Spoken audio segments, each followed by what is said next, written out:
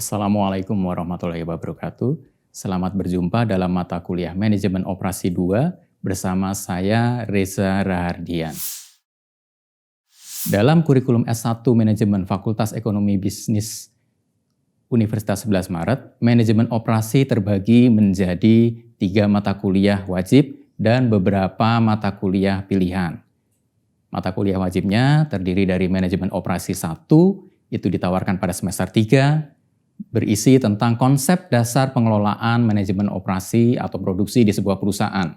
Sementara manajemen operasi 2 ditawarkan pada semester 4, lebih banyak berisi teknik perencanaan dan pengendalian produksi atau operasi di perusahaan. Dan manajemen operasi 3 berorientasi pada penyusunan proposal riset skripsi di bidang manajemen operasi.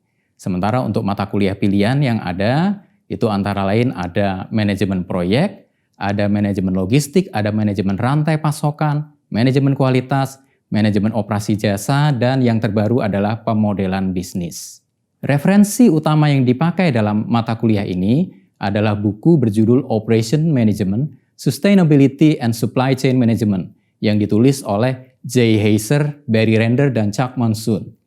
Dalam buku ini, manajemen operasi didefinisikan sebagai aktivitas manajerial yang terkait dengan proses pembuatan barang atau penyediaan jasa melalui transformasi input menjadi output.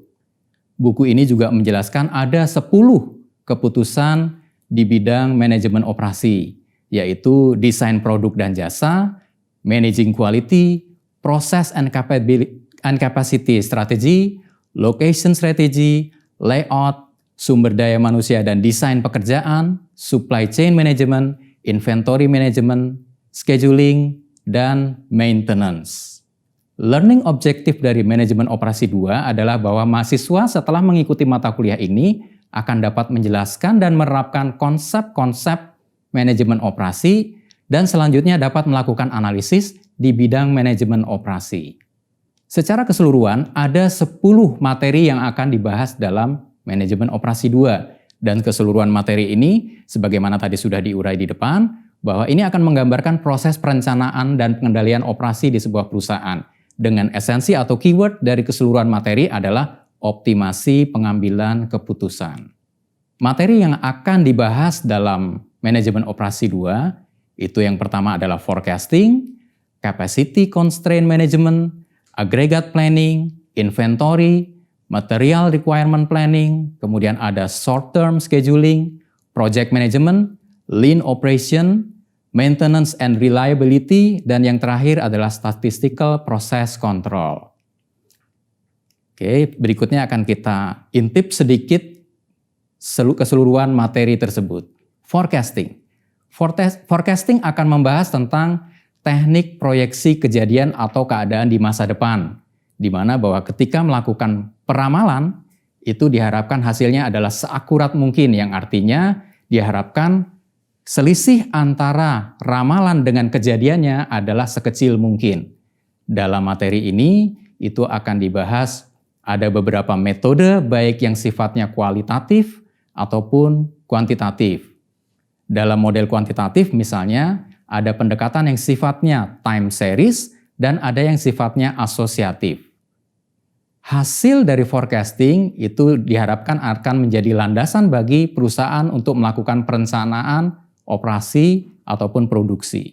Materi kedua, capacity and constraint management. Materi ini membahas tentang bagaimana perusahaan menghitung kemampuan dari perusahaan untuk menghasilkan sebuah produk, yang artinya berhitung tentang kapasitas. Ya, kapasitas produksi dari sebuah perusahaan. Kapasitas sendiri itu terdiri dari 2 macam, yaitu kapasitas desain dan kapasitas efektif. Ya, kapasitas desain itu adalah seberapa besar kemampuan produksi sebagaimana didesain oleh perusahaan, sementara kapasitas efektif lebih kepada kemampuan produksi dari perusahaan dengan berbagai kendala yang ada di dalam perusahaan. Ada beberapa ukuran kinerja yang digunakan dalam materi ini. Yang pertama adalah utilization. Ini adalah perbandingan antara output dibagi dengan design capacity, dan juga ada ukuran efisiensi yang bicara tentang output dibagi dengan effective capacity. Materi ketiga, aggregate planning. Aggregate planning adalah bentuk dari perencanaan jangka menengah. Di materi ini, mahasiswa akan mempelajari tentang bagaimana perusahaan membuat jadwal produksi sesuai dengan hasil forecasting dan juga kapasitas produksi yang sudah dibahas pada 2 materi sebelumnya. Ada 2 opsi strategi dalam aggregate planning, yaitu opsi strategi kapasitas dan opsi strategi permintaan. Opsi strategi kapasitas adalah bicara tentang bagaimana perusahaan memastikan bahwa kapasitas produksinya bisa mengikuti permintaan dari konsumen. Sementara untuk opsi strategi permintaan lebih kepada bagaimana mempengaruhi permintaan agar bisa menyesuaikan dengan kemampuan produksi dari perusahaan. Materi berikutnya, inventory. Inventory ini akan membahas tentang bagaimana perusahaan menghitung kebutuhan persediaan material untuk menjamin kelancaran proses produksi. Tentunya dengan mempertimbangkan keseimbangan biaya simpan dan biaya pesan. Dan juga apakah ada penawaran harga pada kuantitas pembelian tertentu yang bisa kemudian memberikan biaya pengelolaan persediaan yang lebih rendah. Dan tentunya selain dari pertimbangan biaya adalah pertimbangan tentang value dari masing-masing material agar strategi baik itu pembelian maupun penyimpanan bisa lebih efektif. Materi berikutnya adalah material requirement planning. Material requirement planning ini adalah sama dengan materi sebelumnya yaitu inventory. Ini bicara tentang persediaan. Hanya saja di sini yang dilakukan adalah melakukan perencanaan kebutuhan material pada persediaan yang bersifat dependent. Apa itu dependent? Dependent bisa dicontohkan seperti ini. Andai kata sebuah perusahaan menghasilkan 1 mobil, maka kita akan tahu bahwa 1 mobil itu membutuhkan 4 ban terpasang dan mungkin 1 ban serep. Sehingga tentunya kita bisa berhitung bahwa kalau kita mau membuat 1000 mobil, maka berapa jumlah ban yang harus dipersiapkan. Nah, itu adalah bentuk dependent dari sebuah material kepada komponen produksinya. Ya, jadi seperti itu. Dan di sini juga akan membahas tentang penjadwalan pembelian dan penerimaan barang sesuai dengan aggregate planning perusahaan. Materi ke-6, short term scheduling. Ini adalah teknik penjadwalan dan pembebanan pekerjaan. Jadi penjadwalan itu adalah tentang kapan sebuah pekerjaan itu harus dikerjakan. Ketika ada beberapa pekerjaan yang datang secara bersamaan, maka tentunya manajer operasi itu harus bisa memastikan bahwa semua pekerjaan bisa dilakukan dengan jelas jadwal pekerjaannya seperti apa, dan tentunya juga terkait dengan pembebanannya, yaitu siapa yang mengerjakan itu juga harus terdefinisi. Materi berikutnya, project management. Materi ini membahas tentang teknik penjadwalan aktivitas proyek. Ya, jadi ada sebuah pendekatan produksi yang sifatnya adalah proyek. Dan di sini akan dibahas beberapa tekniknya, misalnya ada PERT, ya, Project Evaluation and Review Technique, dan ada CPM, yaitu Critical Path Method.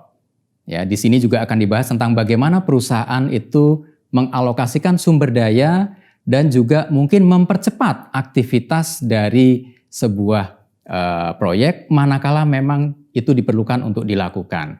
Dan juga mungkin sedikit kita akan membahas tentang bagaimana mengelola sebuah konflik manakala itu terjadi dalam sebuah pelaksanaan proyek. Materi berikutnya adalah maintenance and reliability.